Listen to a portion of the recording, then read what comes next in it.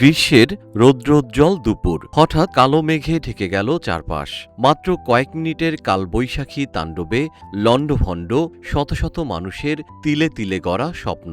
১৬ April বিকেলে কালবৈশাখী ঝড়ে গাজীপুরের শ্রীপুর উপজেলার কাউরাইত, তেলিহাটি ও বর্মি ইউনিয়নের অন্তত ১০ থেকে ১২টি গ্রাম এখন ধ্বংসস্তূপ। বিশেষ করে কাউরাইত ইউনিয়নের বেলদিয়া ও বাপ্তা গ্রামের দৃশ্য গা শিউরে ওঠার মতো।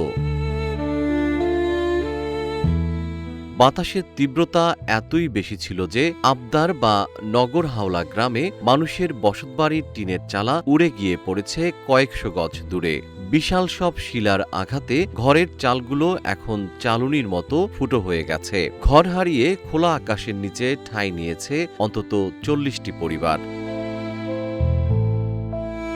আঘাত শুধু বসতবাড়িতেই লাগেনি, বিস্ফোরা হয়ে দেখা দিয়েছে কৃষকের ভাতের থালায়। উপজেলা কৃষি অফিসের মতে প্রায় ৩০০ হেক্টর জমির বোরো ধান মাটির সাথে মিশে গেছে। এই ধানই ছিল শত শত কৃষকের সারা বছরের উপার্জনের একমাত্র সম্বল।